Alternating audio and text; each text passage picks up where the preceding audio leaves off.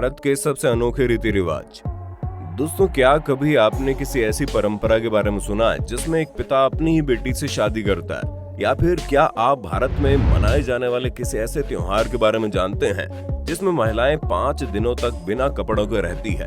सिर्फ इतना ही नहीं, क्या आपको मालूम है भारत में लड़कियों के पीरियड से जुड़ी कुछ ऐसी परंपराएं हैं जिन्हें सुनकर आप चक्कर खा जाएंगे। जी हाँ, आज के वीडियो में हम आपको भारत में मनाए जाने वाले कुछ ऐसे रीति रिवाजों के बारे में बताने जा रहे हैं जो आपको पूरी दुनिया में कहीं और देखने को नहीं मिलेंगे। बस हमारे साथ वीडियो में अंत तक चिपक कर बैठ जाना। पिता करता है बेटी से शादी। सबसे पहले हम भारत में मनाई जाने वाली एक ऐसी प्रथा के बारे में बताने वाले हैं जहाँ पिता अपनी ही बेटी से शादी करता है। जी हाँ, आप बिल्कुल सही सुन रहे हैं। हमारे देश में प्रथा सैकड़ों सालों से चली आ रही है, जो मुख्य रूप से बांग्लादेश और भारत के कुछ हिस्सों में रहने वाली मांडी जनजाति द्वारा मनाई जाती है। दुनिया भले ही चांद पर पहुंच गई हो, लेकिन आज भी इस जनजाति से जुड़ी बेटियों को अपने पिता से शादी करनी पड़ती है। असल में मांडी जनजाति एक ऐसी प्रथा है जिसमें कम उम्र में विधवा हुई लड़कियों की शादी करवा दी जाती है, और जब वो महिला किसी बेटी को जन्म देती है तो उसकी शादी उसी व्यक्ति से हो जाती है। कहा जाता है कम उम्र का वो पति अपनी पत्नी और उसकी बेटी दोनों की रक्षा आखिरी वक्त तक कर सकता है, जो कि काफी बेतुक की बात है, क्योंकि अगर बात रक्षा की है तो लड़की जिस किसी से शादी करेगी वो उसकी रक्षा कर सकता है। लेकिन इस प्रथा के चलते कई लोग अपनी ही बेटियों के साथ ऐसा दुष्कर्म करते हैं जिसे करने के बारे में कोई पिता सोच भी नहीं सकता। खूनी दशहरा। हमारा भारत पूरी दुनिया में अपने रीति रिवाजों और परंपराओं के साथ साथ यहाँ मनाए जाने वाले त्योहारों के लिए प्रसिद्ध है। पर आज हम आपसे जिस त्योहार के बारे में बताने जा रहे हैं वो उत्सव कम और खूनी खेल ज्यादा है, जिसे बानी महोत्सव के नाम से जाना जाता है, और कई लोग तो इसे खूनी दशहरा भी कहते हैं, जो कि कुरनूल के देवरा कट्टू मंदिर में मनाया जाता है, जिसमें लठमार खेल के दौरान सैकड़ों की संख्या में लोग एक दूसरे के ऊपर लाठियों से वार करते हैं, फिर चाहे उससे किसी का सिर फूटे या फिर उसकी मौत हो जाए। ये उत्सव नहीं रोका जाता। गांव वालों के हिसाब से दशहरे के दौरान खेला जाने वाला ये खूनी खेल 100 सालों से ज्यादा समय से चला आ रहा है। पहले खेल कुल्हाड़ी और भाले के साथ मनाया जाता था, लेकिन अब केवल लाठी से ही लोग इस खूनी खेल को खेलते हैं, जिसे देखकर किसी की भी रूह कांप जाएगी। इसलिए आप दशहरा मनाने कहीं भी जाइएगा, लेकिन कभी भी इस खूनी खेल में शामिल मत होना, वरना जिंदा लौटने की कोई गारंटी नहीं है। 5 दिनों तक बिना कपड़ों के रहती है शादीशुदा महिलाएं। भारत में मनाई जाने वाली ये परंपरा सुनने में काफी अटपटी लग रही होगी और कई लोग तो इसे झूठ भी समझ रहे होंगे, पर दोस्तों, भारत में आज भी ऐसी जगह है जहां पर शादीशुदा महिलाओं को 5 दिनों तक बिना कपड़ों के रहना पड़ता है। जी हाँ दोस्तों, हिमाचल प्रदेश के मणिकर्ण घाटी में मौजूद पेड़ी नामक गांव इस परंपरा को सालों से निभाता आ रहा है। असल में सावन के महीने में निभाई जाने वाली इस परंपरा के दौरान महिलाएं पुरुषों के सामने नहीं आती और बिना कपड़ों के विशेष रीति रिवाज के साथ पूजा भी करती हैं और अपने आप को सामाजिक बुराइयों से दूर रखने की कोशिश भी करती है। हालांकि जमाने के साथ साथ इस परंपरा में थोड़ा बहुत बदलाव तो हुआ है, और अब औरतें इन 5 दिनों तक बिना कपड़ों के रहने के बजाय 5 दिनों तक सिर्फ एक ही कपड़ा पहने रहती है, जो कि पहले के मुकाबले काफी बेहतर है। वरना आप सोच ही सकते हैं बिना कपड़ों के 5 दिनों तक महिलाओं का क्या हाल होता होगा। और सबसे हैरानी वाली बात तो यह कि पूर्वजों के समय से चली आ रही इस प्रथा में जो महिला नहीं मानती उसे अशुभ माना जाता है। भूत से बचने के लिए कुत्तों से शादी। आप लोगों ने अब तक कई सारी अलग अलग शादियों के बारे में सुना होगा, लेकिन क्या कभी आपने किसी लड़की को कुत्ते के साथ शादी करते हुए देखा है? जी हाँ दोस्तों, इस तरह की विचित्र प्रथा आज भी भारत के कुछ इलाकों में मनाई जाती है। कहा जाता है जब कोई लड़की किसी दोष के साथ पैदा होती है या फिर उसके ऊपर कोई भूतिया साया होता है तो उसे जानवर से शादी करनी पड़ती है। ऐसा करने के बाद वो किसी इंसान से स्वतंत्र रूप से शादी कर सकती है, वरना वो जिस किसी से शादी करेगी वो शादी के बाद तुरंत मर जाएगा।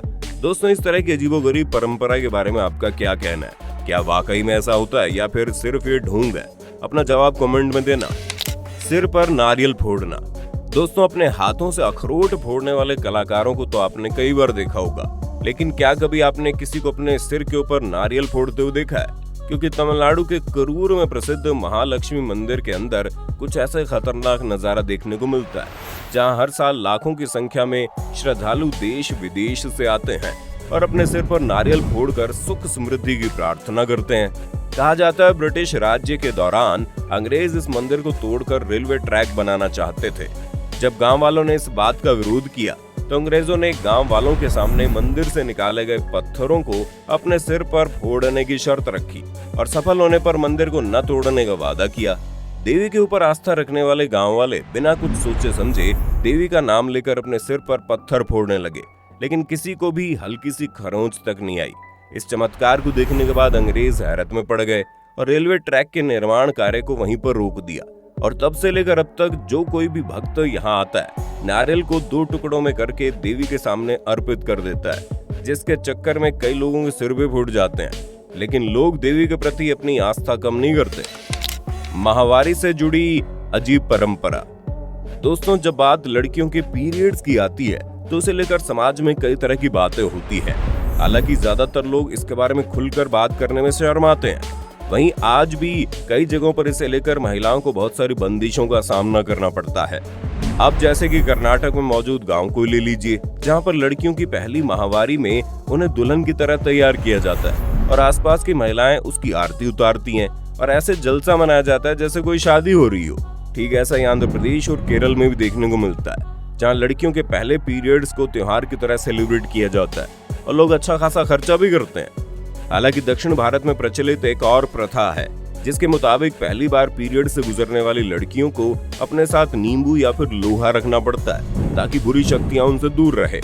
इसी तरह हैरान करने वाली परंपरा पश्चिम बंगाल में भी देखने को मिलती है, जहां पर लड़की की माहवारी के दौरान निकलने वाले खून को गाय के दूध और नारियल में मिलाकर पिया जाता है। ये चीज आपका दिमाग जरूर चकरा देगी, पर दोस्तों ये बात सच है। यहाँ रहने वाले स्थानीय लोगों का मानना है ऐसा करने से शरीर में चुस्ती और फुर्ती आती है। जमीन के अंदर गाड़े जाते हैं बच्चे। नॉर्मल तौर पर बच्चों को बहुत नाजुक समझा जाता है, लेकिन कर्नाटक के कुछ हिस्सों में एक बहुत ही हैरान कर देने वाला रिवाज सामने आया। असल में सूर्य ग्रहण के दिन शारीरिक तौर पर विकलांग बच्चों को गर्दन तक रेत में गाड़ दिया जाता है और सूर्य उदय के बाद ऐसा 1 से 6 घंटे तक किया जाता है। हैरान कर देने वाली इस परंपरा के पीछे लोगों की अपनी अपनी राय है। कुछ ऐसा कहते हैं कि बच्चों को मिट्टी के अंदर गाड़ने से उनकी सारी बीमारियां मिट्टी अपने अंदर खींच लेती है और बच्चा ठीक हो जाता है। तो वहीं कुछ लोग कहते हैं कि सूर्य ग्रहण के नकारात्मक प्रभाव से बचने के लिए बच्चों के साथ ऐसा किया जाता है। अब असली कारण क्या है ये तो पता नहीं, लेकिन हाँ, आज भी इस परंपरा को जोरों शोरों से मनाया जाता है। गड़बड़ा एकादशी।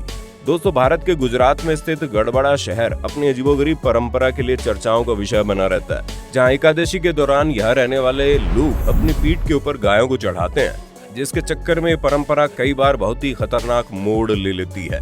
लोगों का ऐसा मानना है कि गाय बहुत पवित्र होती है। ऐसे में अगर कोई गाय आपके ऊपर चलकर आगे बढ़ती है तो ये आपके लिए शुभ संकेत है, जिसके चक्कर में लोग भयंकर से भयंकर दर्द झेलने को तैयार है। ईश्वर को खुश करने की अनोखी प्रथाएं। दोस्तों, कई बार धार्मिक प्रथाएं काफी दर्दनाक रूप ले लेती है, जिसे देख पाना साधारण लोगों के बस की बात नहीं है। और ठीक ऐसा ही तब देखने को मिला जब तमिलनाडु में भगवान मुरुगन को प्रसन्न करने के लिए लोग अपने आप को चोट पहुंचाते हुए पाए गए। इस दौरान यहाँ के लोग अपने शरीर पर सुइयां और सलाखों जैसी चीजें घुसा देते हैं और फिर भगवान के आशीर्वाद की विनती करते हैं। इस तरह की चीज करना तो दूर की बात है, अगर आपने ऐसा करते हुए लोगों को देख भी लिया ना तो बेहोश हो जाओगे, क्योंकि शरीर को इस कदर नुकसान पहुंचाकर भगवान को खुश करने का ये तरीका किसी पागलपन से तो कम नहीं है। और हमारे भारत में आज भी लोग ऐसा करते हैं। और सिर्फ इतना ही नहीं, कई बार ये लोग अपने देवता को प्रसन्न करने के लिए मौत तक का सामना कर जाते हैं। तभी तो तमिलनाडु के काली मंदिरों में श्रद्धालु एक विशेष अनुष्ठान में भाग लेने के लिए अपनी पीठ पर हुक लगाते हैं और हवा में किसी पक्षी की तरह लटकने लगते हैं। तो दोस्तों, आज के लिए बस इतना ही। आपको वीडियो पसंद आई होगी। ऐसे वीडियो देखते रहने के लिए चैनल को सब्सक्राइब करना ना भूलें। दोस्तों, आपकी स्क्रीन पे 2 और वीडियोस दिख रही हैं, जिसे देखने के लिए आप इस स्क्रीन पर क्लिक करें। दोनों देखिएगा, बहुत अच्छी वीडियो बनी है।